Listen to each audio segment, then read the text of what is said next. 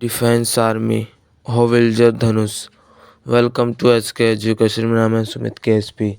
दोस्तों, आज की इस वीडियो में हम बात करने वाले हैं होविल्जर धनुष के बारे में, जो कि दोस्तों इस ज़रूरी है। और हमें जो इंडियन जो आर्मी है दोस्तों, उसके अंदर जो डिफेंस एकेडमी है दोस्तों, उसके लिए ज़रूरी होती है। जो लड़ाई करने के लिए किस तरीके से टैंक का प्रयोग होगा, और दोस्तों उसी में दोस्तों धनुष होविल्जर आ जाता है। दोस्तों शुरुआत करने वाले हैं, इसके अंदर समझेंगे किस किस तरीके से काम करता है, ये है क्या, इसकी विशेषताएं क्या, इसकी रेंज क्या है, सभी दोस्तों इस वीडियो में समझने वाले हैं। तो दोस्तों शुरुआत करते हैं। धनुष होविल्जर दोस्तों, जो धनुष जो दोस्तों इसके अंदर समझते क्या है दोस्तों, कि जो धनुष होविल्जर है ना, एक ऐसा हथियार है दोस्तों, मतलब कि 360 एंगल की डिग्री पे सीधे निशाना मारता है। कहीं भी घूम सकता है, किसी को भी, जैसे कोई भी दुश्मन है दोस्तों, उसको भी ख़त्म कर सकता है अपने जैसे कि कोई भी एंगल है ना दोस्तों, नीचे नीचे की ओर से घूम जाता है। 90 डिग्री हो चाहिए, 180 डिग्री घूमना हो, कैसे ही घूमना हो, तुरंत घूम जाता है दोस्तों। और ये दोस्तों हमारे लिए सब बहुत ज़रूरी है दुश्मनों से लड़ने के लिए। तो दोस्तों इसकी सबसे महत्वपूर्ण विशेषता है कि ये छोटा भी होता है, और ये लड़ाई करने में भी सही कोण पे मारता है, और निशाना भी इसका सही होता है दोस्तों। इसे दोस्तों जो दोस्तों क्या है कि इसके अंदर जो OFV यानी कि कोलकाता में इसको बनाया गया था सबसे पहले, जबलपुर के अंदर।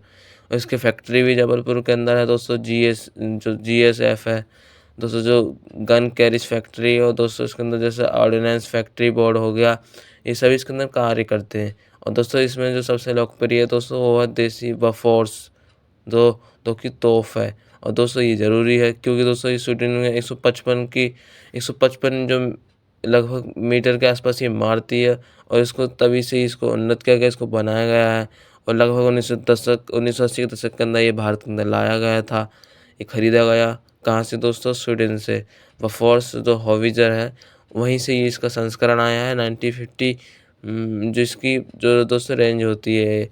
और दोस्तों इसका जो लगभग ये इतनी दूरी पे मार सकता है इसकी, और जो ये 180 डिग्री पे भी घूम सकता है। ये इसकी सब कैसे काम करती है, तो ये इसके अंदर ये सब बातें आती हैं दोस्तों। तो दोस्तों जो धनुष की ज़रूरत है हमें पड़ती क्यों, ये भी ज़रूरी हो सकता है दोस्तों। हम अभी पहले ही बता चुके हैं, लगभग 155 मिलीमीटर के आसपास ये दोस्तों, जो कि सोवियत संघ जो 122 मिलीमीटर के आसपास ये इसका यानी कि दोस्तों इनकी दूरी होती है, कहाँ तक मार सकता है। तो भारतीय फील्ड जो गगन था दोस्तों, लाइट फील्ड और गगन, और जो सोवियत संघ का हो गया, इन दोनों को मिक्स करके इस एक बंदूक की आवश्यकता हुई, तो इसके द्वारा दोस्तों इसका निर्माण किया गया। और इसी को दोस्तों धनुष होविल्जर जो कि कहा गया था। और दोस्तों ये सोवियत संघ और जब ये विकसित हुए दोस्तों आपस में, पहले तो उसका नाम दोस्तों भारतीय फील्ड गन था। तो जब ये आपस में मिला, और जो सोवियत संघ का जो दोस्तों लाइट फील्ड गन ये मिला, तो इनकी रेंज आपस में एक दूसरे से इसके अंदर बताएगा कि किस तरीके से निर्माण किया जाए, इसकी ज़रूरत क्यों पड़ी है दोस्तों। तो भारत को दोस्तों नियंत्रण रेखा आप सभी जानते हैं कि जो पाकिस्तान है उसके खिलाफ लड़ने के लिए ज़रूरी होता है। तो दोस्तों इसका निर्माण ये कहा कि जो पाकिस्तान है उससे लड़ने के लिए बफोर्स तोप होगी, तो उसका निर्माण किया गया था। जो बफोर्स होवित्ज़र था, तोप थी। और ये लगभग दोस्तों 155, मैं अभी बता ही चुका हूँ, 155 मिलीमीटर के आसपास। और जो सोवियत संघ की जो दोस्तों अभी मैं जो बताया ना, स्वीडन की जो उसकी दूरी कितनी होती थी, कितनी मारती थी, इसकी क्षमता जो होती थी, ये सब दोस्तों इसकी दूरी मैं अभी बता ही चुका हूँ। और जो सोवियत संघ की दूरी थी 122 मिलीमीटर के आसपास, इतना दूरी पे मारती थी। और दोस्तों इसके अंदर हम समझते हैं इसकी क्या क्या इसके अंदर विशेषताएँ आती हैं। इसका जो दोस्तों क्या है, इसकी क्षमता मैं बता ही चुका हूँ, 155 मिलीमीटर के आसपास ही मारती है। जो इसकी रेंज होती है लगभग दोस्तों 38 किलोमीटर के आसपास होती है। और ऊंचाई दोस्तों लगभग -3 से 70 डिग्री के आसपास ये वार करती है। और दोस्तों इसके अंदर जैसे कि क्या है कि दोस्तों तुरंत मारती है, इसको पता नहीं चलने देगा। कोई भी फायरिंग करेगी दोस्तों, 15 सेकंड के अंदर 3 राउंड मारती है। 15 सेकंड के अंदर 3 राउंड मारती है दोस्तों, घूम घूम के, यानी कि 60 मिनट में 60 राउंड भी कर सकती है। इसका ये जो कि दोस्तों इसका लाभ हमारे लिए भी ज़रूरी है। और दोस्तों ये दोस्तों सटीक तोप भी है, सीधे निशाना वार करती है। तो दोस्तों ज़रूरी है ना, पाकिस्तान को सुलाने के लिए, ख़त्म करने के लिए दोस्तों इस जो हथियार है होवित्ज़र, इसकी ज़रूरी है दोस्तों।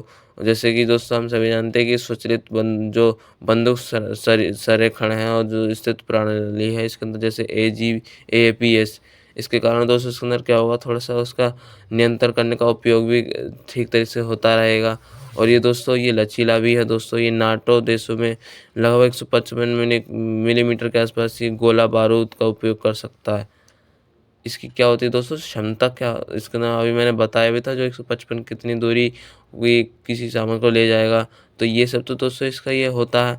और दोस्तों इसका मतलब ये होगा दोस्तों, ये भारत और जो अन्य देश है इनमें बारूद बारूद खरीद कर इसके अंदर रख सकता है, और ये हथियार लड़ सकता है। लगभग 155 मिलीमीटर के आसपास ये अपने वजन को ही कंट्रोल कर सकता है, और ये हथियार से लड़ सकता है। जैसे नाटो के अंदर भी इसी वजन से ही युद्ध किया जाता है दोस्तों।